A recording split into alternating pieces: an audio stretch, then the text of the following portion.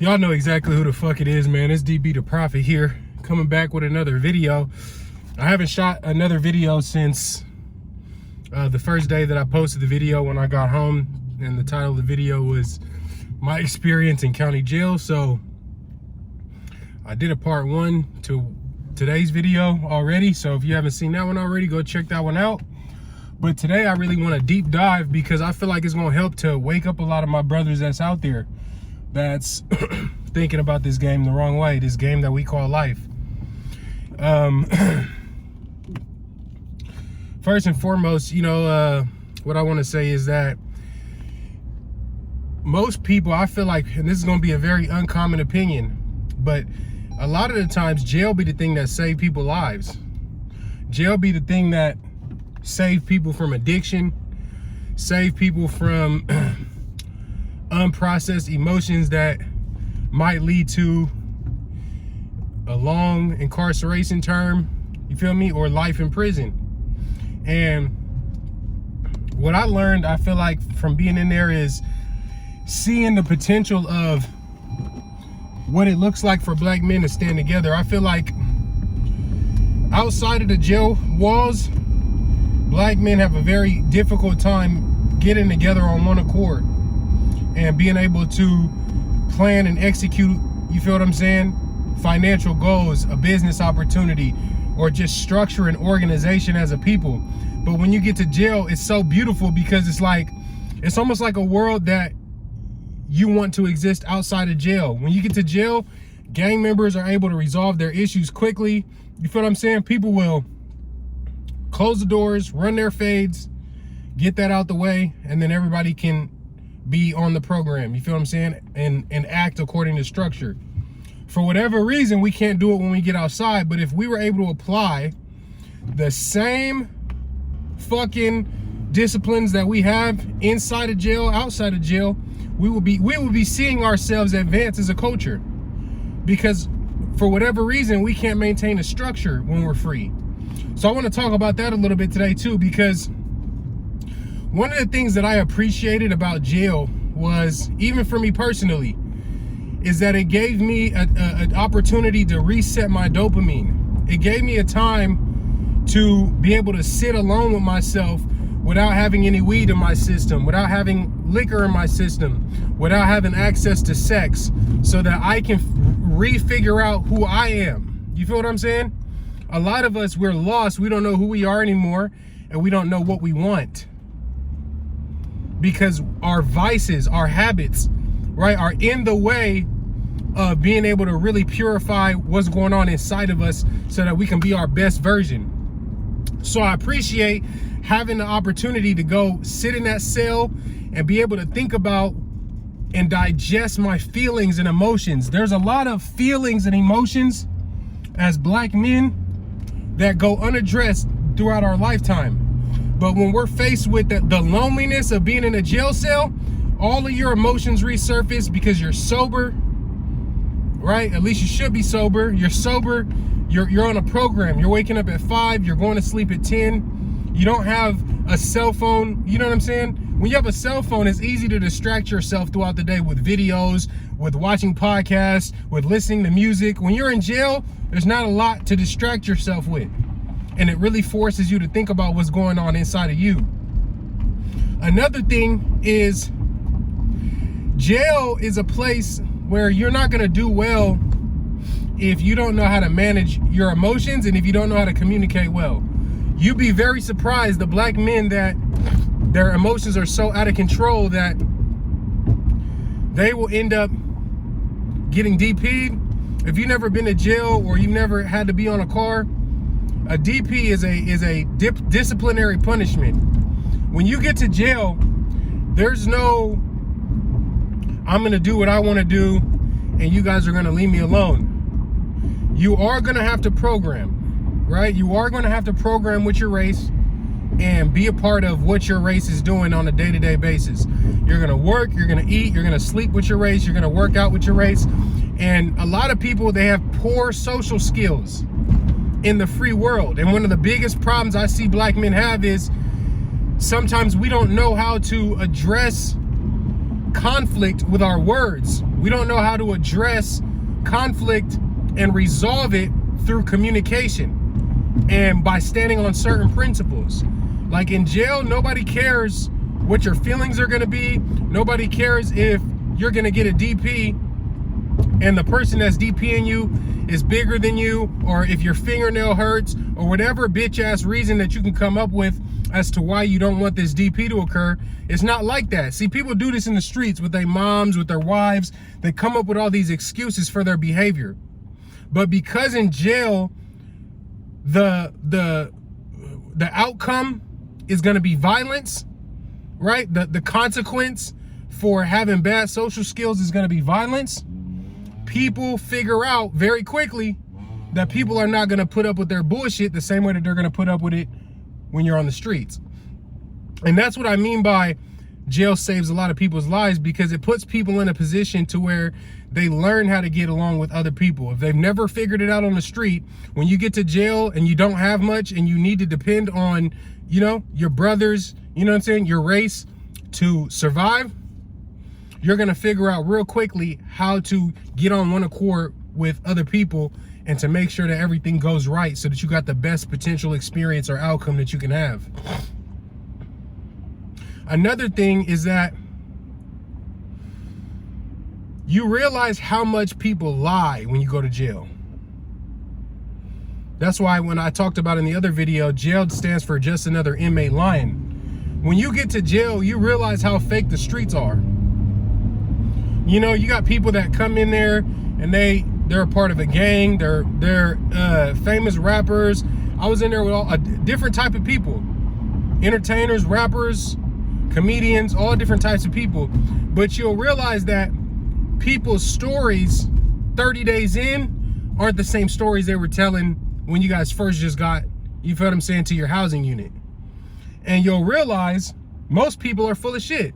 Most people are talking about in jail is how they have all these women, they're you know, the biggest dope pushers in their cities, the biggest trappers, the biggest scammers. And then 10 minutes goes by and they're like, hey, yo, homie, can I jump on the phone, you feel what I'm saying, from your account, because I don't got no money on my phone. And you're like, what happened to all the bitches you just said you had? What happened to all the women that were dying over you? What happened to you being the biggest trapper in your city? You realize most people are completely full of shit. And when you start to realize that, you could realize why trying to fit in is trying to fit in with the lie. Because most people in general are manipulated. Most people are manipulated in terms of what they believe to be true about the world and what they believe to be true about the people who are in closest proximity to them. When I think about all the kids because to me now, I'm 30 years old. A kid to me is somebody that's between the ages of 18 and 22. That's a kid. Your brain doesn't fully develop till you're 25. And I noticed how many kids from 18 to 25 were in jail because of what a 30-year-old or a 35-year-old or 40-year-old failure told them to do. Some old nigga told them to crash out. Some old nigga told them to DP the homie. Some old nigga told them to go hit a lick. Some old nigga told them, you feel what I'm saying, they should do this or do that. Leading them down the wrong path. Leading them down to an inevitable path of failure. Because we've been taught the wrong things. We're falling into the trap.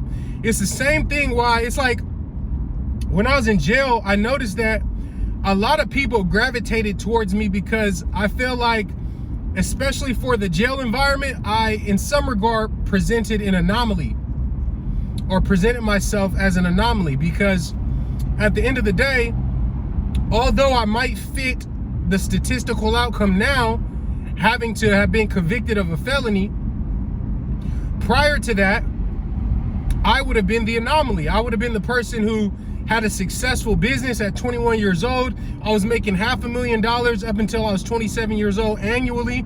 I had done things that most people who come from my demographic feel like they'll never achieve in their lifetime. So when I was in jail and we were sitting at the chow hall or we're on the rec yard, I'm talking to people about how to make money in solar, how to make money in home improvement, how to do real estate, how to understand creative financing. And it's interesting because when we don't have anything to do, people would sit down and ask me dozens of questions. They were far more interested in learning the things that nobody had ever told them than they were in continuing down the same pattern that got them there in the first place. I realized how much as a people, as Black people, we are starving for the kind of leadership that is actually going to allow us to have long-term sustainability. Because when people start realizing, like what I was trying to help people to realize, there were people who were successful convicts in there. Now, if you know the difference between an inmate and a convict is a professional criminal. A convict is somebody that makes money from crime. You feel me? To me, an inmate is someone who maybe just is going to jail for a short season. Maybe they got a DUI. It's not a financially motivated crime. The convicts were the people who were really more so interested in the things that I was talking about and the things that I was trying to introduce to my people, because we have all the time in the world to talk. So I spent a lot of that time informing some of my brothers in there on various, you feel me, plays that they can run that's going to be able to allow them to elevate. And one of the most common things that I realize is I try to get people to realize that most criminals don't realize how hard they work. Most people that I know that sell dope or they have any illegal occupation and they're successful, they work as hard as Fortune 500 CEOs. They're planning, they're protecting their product, they're doing all these different things. They're serving at 2 o'clock in the morning. They're working around the clock. And I'm like, do you guys realize that you work harder to do something illegal than I work to do something that's completely legal? Do you realize that I can show you, I go, how many bags of dope would you have to sell to make $5,000? Let me show you how you can improve your communication skills and enhance your network and make $5,000 providing value in an hour conversation, right? Because there's better ways to make money. And I wouldn't even necessarily call them better, but I would say is they have far less risk, they pay more, and it's something that we can do. When I was in jail, I realized we have some of the most talented people in our community. I mean, people that could sell water to a whale and ice to an Eskimo. And if they only understood how talented they are, because we have an internalized sense of hatred, but culturally we've been taught that being smart is not cool. So people will try to posture themselves as being more cool than they are smart. And when opportunities come up that kind of showcase how intelligent some of us are, they'll shy away from it because they don't want to look like they're a nerd in front of, you know what I'm saying, people that they want to present themselves a certain way in front of. I find that to be a problem. One of the biggest causes of our, you feel what I'm saying, the failure rate that we have in our community. Another thing that I realize is how much of a herd mentality that we have. Because when I got to the Honor Farm, everybody was talking about negative shit, the same negative shit. Who's fighting? What black man is beating up another black man? What gang member is fighting another gang member? What women they're gonna have sex with when they get out of jail? What they did with this bitch and what they did with that bitch and blah, blah, blah. When I got there, I was gonna stand fully on who I am and what I'm about. So I didn't try to fit in with the crowd. I made the crowd raise themselves up, you feel what I'm saying, to my level of conversation. Now, mind you, never am I gonna talk to my brothers in a way that's condescending. I'm not gonna talk to them like I'm better than them or anything like that. But at the end of the day, vibrationally, as black people, we have such a herd mentality right now. This is why, and it made me think of something. It made me think about the fact that as a culture, this is why, because we're followers, we have elected leaders. You do not hear any other community, any other race of people talk about having leaders. White people don't need a Martin Luther King or a Malcolm X. You know what I'm saying? So we idolize the wrong people and pedestalize them, and that idolatry is what gets us away from God. I believe, because we idolize rappers, we idolize gangsters, we idolize people in positions of power, or people that have access to a lifestyle that we want.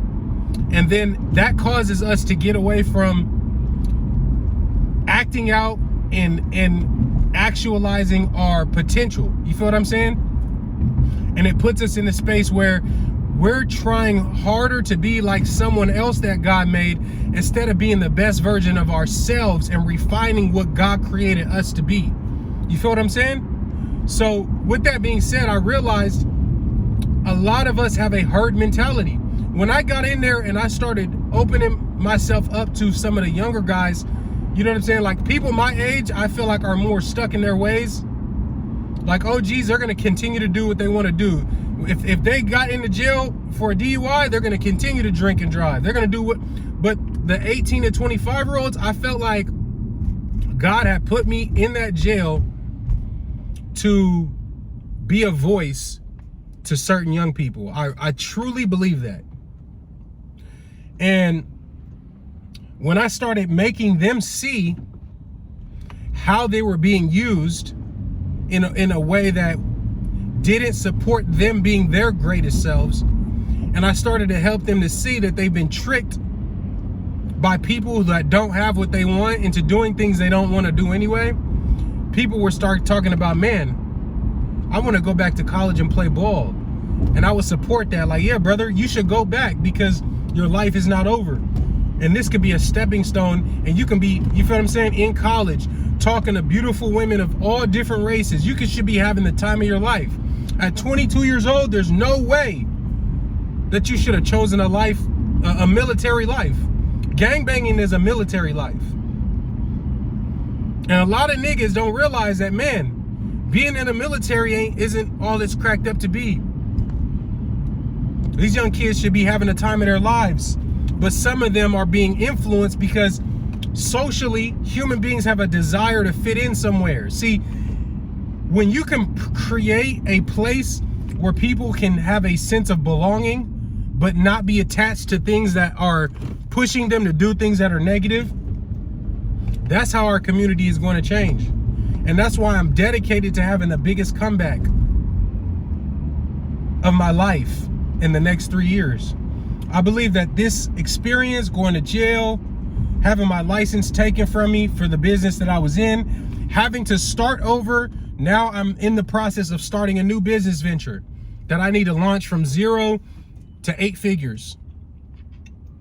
This time around, this is about showing up for my community. This time around, it's about being able to pass along the type of information that's going to help people that look like me get rich. And now that I realize what I'm fighting for, it gives me the fuel, it gives me the inspiration, and it gives me everything that I need to make sure that I can do this a second time, because I didn't think I had the energy.